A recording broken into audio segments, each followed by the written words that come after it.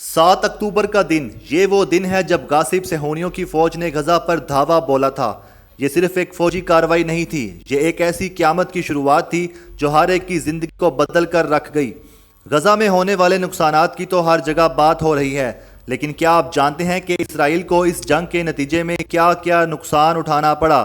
آئیے ایک لمحے کے لیے سوچیں۔ 1 سال پہلے جب حماس نے اسرائیل کے جنوبی علاقوں میں حملہ کیا تو اس دن تقریباً 1200 صہیونی جہنم واصل ہوئے اور 251 افراد کو اغوا کر لیا گیا تھا۔ یہ واقعہ اسرائیل کی تاریخ کا سب سے مہلک حملہ تھا۔ اس کے بعد اسرائیل نے بھرپور فوجی کارروائی کا آغاز کیا۔ قتل و غارت اور خون ریزی میں اندھا ہو گیا۔ IDF کی طرف سے جاری کردہ نئے اعداد و شمار کے مطابق جنگ کے آغاز کے بعد تقریباً 728 اسرائیلی فوجی، ریزرو فوجی اور مقامی سیکیورٹی اہلکار ہلاک ہوئے، جبکہ 4576 زخمی ہوئے۔ یہ اعداد و شمار اس بات کی عکاسی کرتے ہیں کہ جنگ نے کس طرح متاثر کیا۔ حماس کے آپریشنز کے جواب میں IDF نے دعویٰ کیا کہ 17,000 حماس کے آپریٹیوز اور دیگر گروپوں کے ارکان کو ہلاک کیا گیا۔ اس کے علاوہ 40,300 مختلف اہداف کو غزہ کی سرزمین میں نشانہ بنایا گیا، جس میں 4700 سرنگوں کے شافٹس کی دریافت بھی شامل ہے۔ جنگ کے دوران لبنان میں مقیم حزب اللہ نے بھی اسرائیل کے شمالی سرحد پر حملے شروع کیے۔ اس کے نتیجے میں IDF نے لبنان میں 800 سے زائد شہریوں کو شہید کیا۔ 11,000 سے زائد حزب اللہ کی پوزیشنز کو نشانہ بنایا گیا۔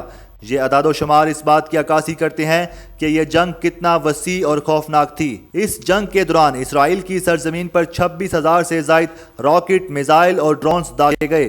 ان میں سے 13,200 راکٹ صرف غزہ سے داغے گئے، جبکہ 12,400 راکٹ لبنان سے داغے گئے۔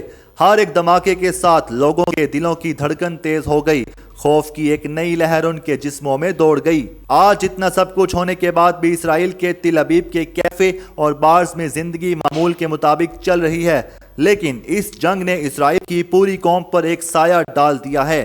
لوگ ہنستے ہیں، گاتے ہیں، مگر ان کے دلوں میں خوف اور بے چینی موجود ہے۔ میزوں پر موجود ہنسانے والے چہرے دراصل ایک بے چینی کا شکار ہیں جو اس جنگ کی حقیقت کو جانتے ہیں۔ اس جنگ نے اسرائیلیوں کی ذہنیت کو بدل دیا ہے۔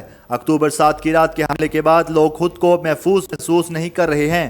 تقریباً 100 ہوسٹیجز ابھی بھی غزہ میں قید ہیں، جن میں سے کم تعداد کے زندہ ہونے کی تصدیق کی گئی ہے۔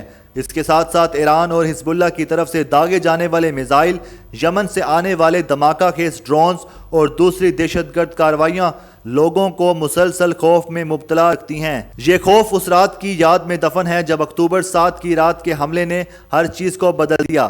لوگ اب خود کو محسوس نہیں کرتے۔